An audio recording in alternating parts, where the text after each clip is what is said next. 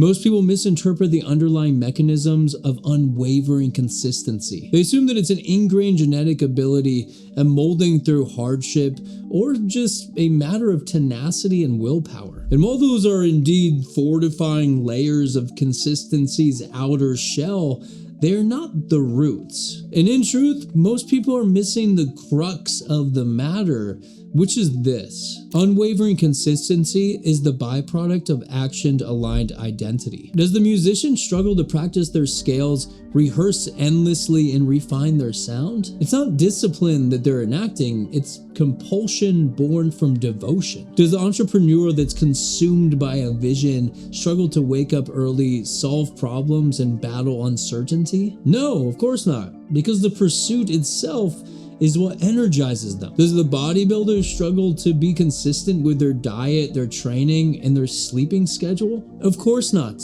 And in fact, taking a rest day is often more difficult for them than actually going to the gym in the first place. In other words, when what you are working towards serves the identity you inhabit, consistency becomes your default. This logic leaves us with two paths that you may take. One, reroute your goals in alignment with your current identity, or reroute your identity in alignment with your current goals. I'll provide you with a detailed blueprint for each. Additionally, after we discuss each, I'll dive into some of those fortifying layers that I was hinting at earlier. Specifically how your mindset and environmental design can aid your consistency once the foundation of alignment has been built. Part 1. Unearthing your identity. Unearthing your true identity requires honest reflection in absence of egoic intervention. You see, your ego is built to protect you, and therefore it's constantly erecting defense mechanisms in order to keep you safe, even from the truth. So please embrace yourself before traveling further. And fair warning, the pursuit of honest self-reflection brings with it the weapon of uncomfortable questioning, because without some friendly interrogation, you wouldn't get very far. Usually our brains tend to bias goal pursuit, skill acquisition, and tangible rewards such as money, status, and fame. In fact, we're all culturally obsessed with extrinsic motives and personal aspirations, often forgetting to check in with our identities that are beneath the surface. And this is the curse of the Western world. We know what we want, but we have forgotten who we are. And yet another barrier, one that we all face, is the drive to be liked by others. This enforces conformity. We're constantly bending backwards and shape-shifting our personalities in order to conform to what we perceive that others want us to be like. And oftentimes, these people aren't thinking about us at all. They're too busy thinking about how they are being perceived by us. And what's really sad about this is that most of the time, we don't even realize that we're doing it in the first place. For instance, you're likely telling yourself that you dress a certain way because you admire a certain style or taste, when it's really just to fit in. And the list goes on from how you behave in certain conversations to the trajectory of your entire life. Now, I'm not saying that this is specifically you, but I'm just saying that if you glimpse behind the curtain, then you probably realize that you're doing more things to conform to others' expectations than you probably initially realize. Without building up defense mechanisms or acting out in retaliation, try asking yourself this. Putting aside personal aspirations and others' expectations, who am I actually? I implore you to write out your answers freely in whichever medium is most convenient to you in this moment. You'd be completely amazed at how many secrets you can unearth about yourself just from free writing on such an introspective topic. You're likely to uncover traits that are hiding in plain sight just below the surface. Things that you probably already knew to an extent, but were buried beneath unquenchable desire. And these are very important realizations, because if you are, at your core, somebody who values freedom, spontaneity, and creativity, but you've set a goal that demands rigid structure, isolation, and meticulous repetition, then you are indeed not lacking discipline. You are at war with yourself, and war is exhausting. Here's a bit of what I wrote as an example for you all. I am someone who craves authenticity, preferring small groups to large conventions. I am driven by curiosity and creativity and wither away if those traits begin to fade. I run, numb, or self-loathe if I'm not striving towards something, whether it be progress in the gym, improving my diet, or enacting positive changes on my YouTube channel. I love my friends and family, especially my cats. I enjoy nerding out over Lord of the Rings and other fantasy and sci-fi things. Taking this a step further, try putting everything you wrote into the AI chatbot of your choice. I'm using Claude, then copy and paste the following prompt. I've written a free-form, unfiltered response to the question, putting aside aspiration and others' expectations, who am I actually? I want you to analyze it as a window into my authentic self, not what I wish I were, but what I actually am based on the evidence in my words. I'm sure you get the gist. I'm not going to read the whole thing for fear of boring you too much. It's going to be pasted in the description of this video, so you can copy and paste it into that chat. The results from this can feel like you've been granted a mirror into the depths of your subconscious. But please realize that AI isn't literally reading your soul. It's reading your words, the ones that you wrote, the ones that you lingered on, the ones that you rushed past, so on and so forth. And in that sense, it's reflecting back to you what you may not see, because we are remarkably good at hiding things from ourselves, but remarkably bad at hiding things from our own writing. The most important takeaway should be the glimpse into your identity. More than likely, the AI will have discovered some truths in you that you may have glanced over way too quickly. Part 2, evaluating your goals. Now that your identity has been revealed to you, it's time to put your goals to the test. This is a bit easier than uncovering your identity for the reasons that I previously mentioned. Goals are just at the forefront of our minds in Western culture. For better or for worse, we tend to admire the striving doctor rather than those of us that are lacking that fiery desire within us. And for that very reason, I bet that your goals are very easily accessible to you. I know that mine are. Write out all of your top goals in life. Here are a few from my list as an example. 1. Creating an album this year. 2. Growing my YouTube channel. 3. Becoming an online fitness coach. And similar to before, we can take this a step further. Plug your goals into the same AI chat, then copy and paste the following prompt. Here are my top goals for this season of life. Audit each with ruthless honesty. For each goal, identify the surface level want, the deeper emotional need or fear that is driving it, whether this goal is truly mine or shaped by external pressure or ego, and call out any contradictions across goals. Name anything I might be avoiding or unwilling to admit, and flag if any goals seem to be in quiet conflict with each other.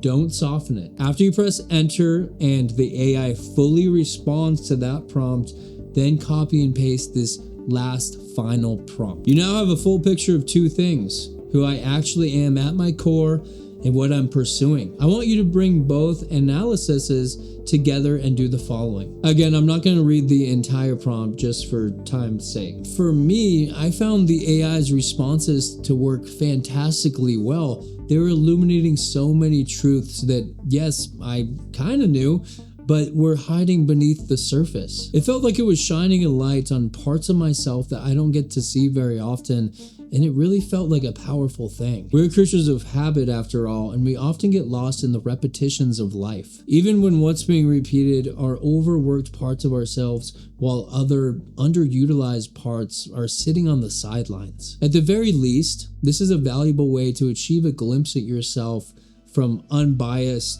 although artificial, eyes. Part 3, achieving alignment.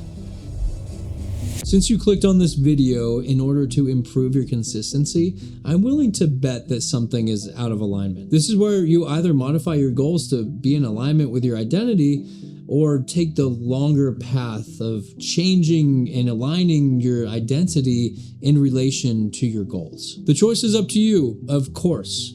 But I will warn you that changing your identity is a lot more difficult than changing your goal. Path A, reshaping your goals.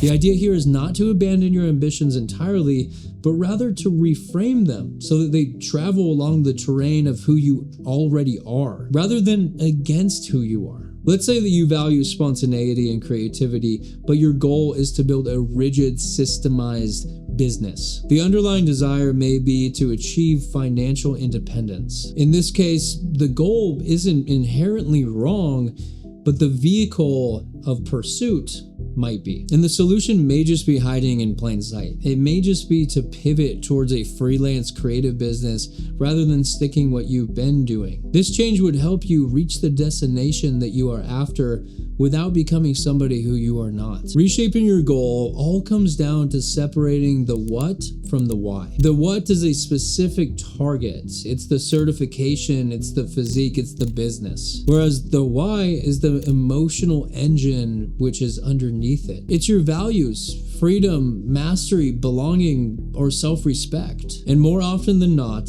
the why can be honored through a different what. One that doesn't require you to wage war on your own nature. Ask yourself, is there a version of this goal that excites me rather than obligates me? If yes, you've likely found a truer path.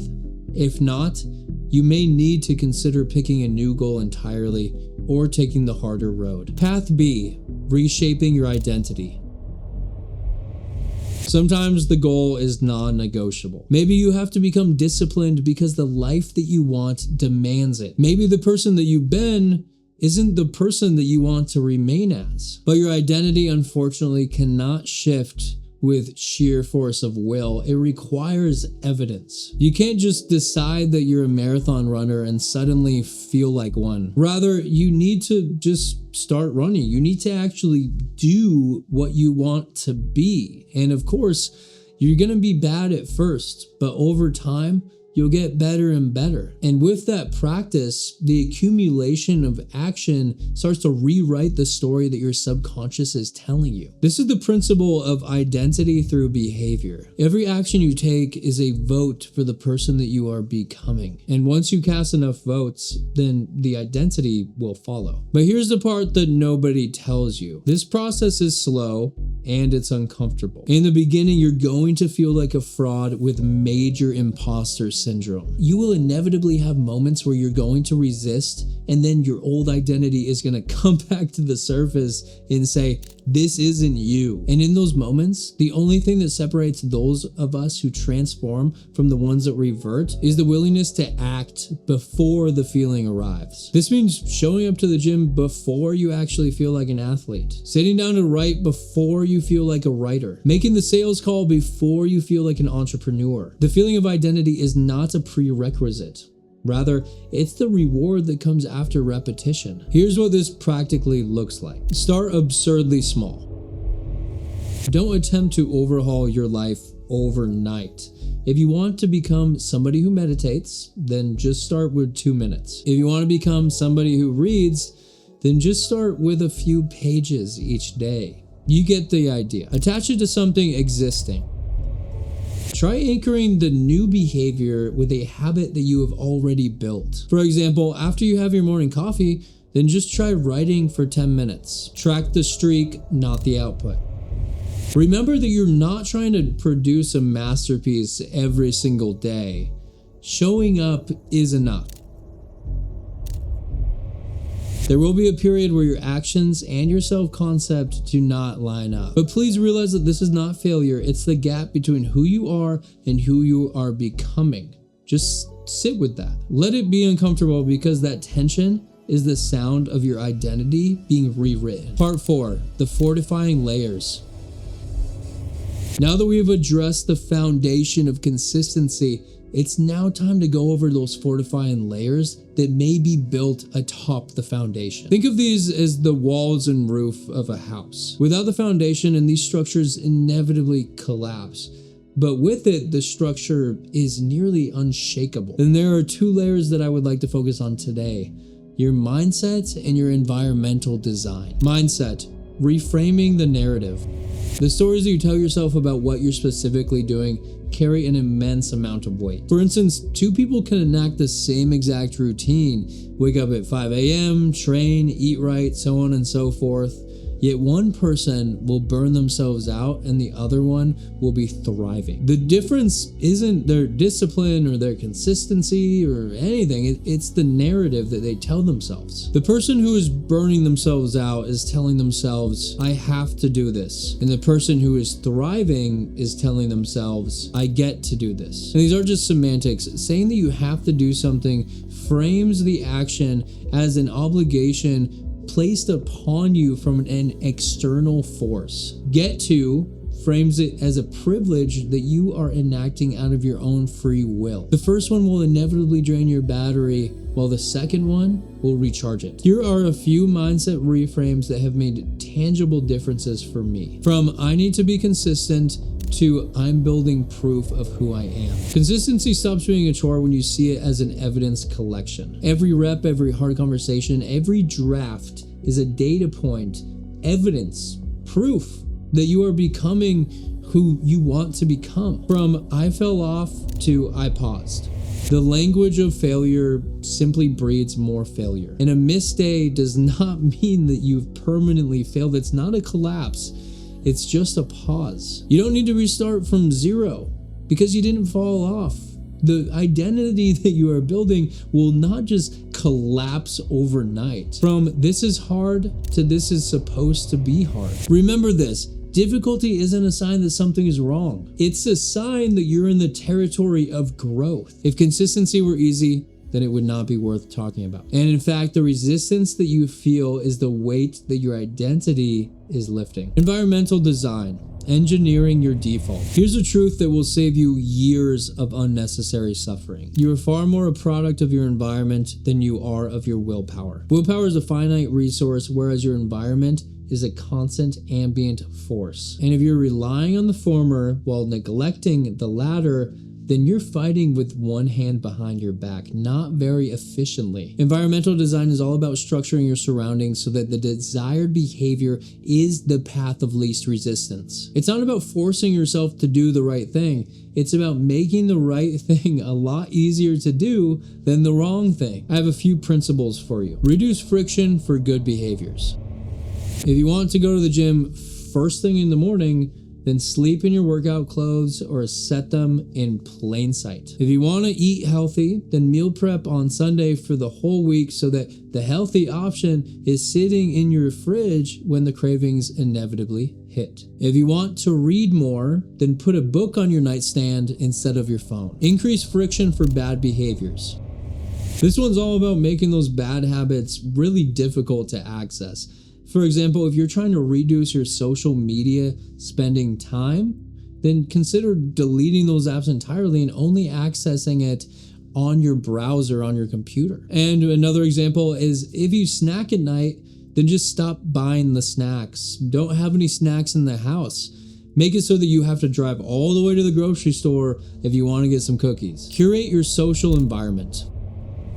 This one is the most underrated form of environmental design. The people around you shape your behavior more than any productivity system ever will. Now, I'm not saying that you have to cut people off entirely, but I am saying that you should be very, very cautious about who you are giving your attention and time to. Design your worst self, not your best. When you're feeling motivated, you don't really need systems. But when you're tired, stressed, depressed, burned out, whatever it may be, then your systems are what works best. Build your environment for those days where you have nothing left in the tank, because those are the days that determines whether consistency will hold up or will crumble. Closing thoughts.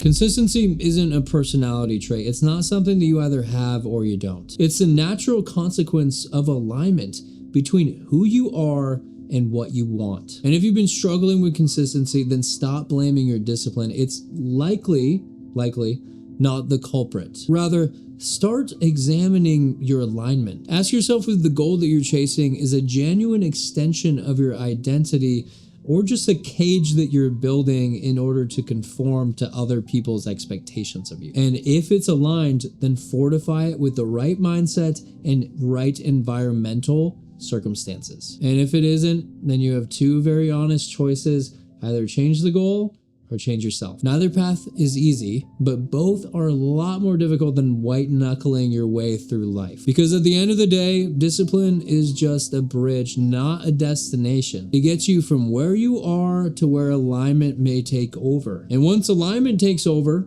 then consistency stops becoming something that you do, it becomes something you are. If you enjoyed this one, then please hit the like button, comment, subscribe, and ring the bell. It really does help me. I love you. Have a good one, and thank you so much for watching. Have a great day.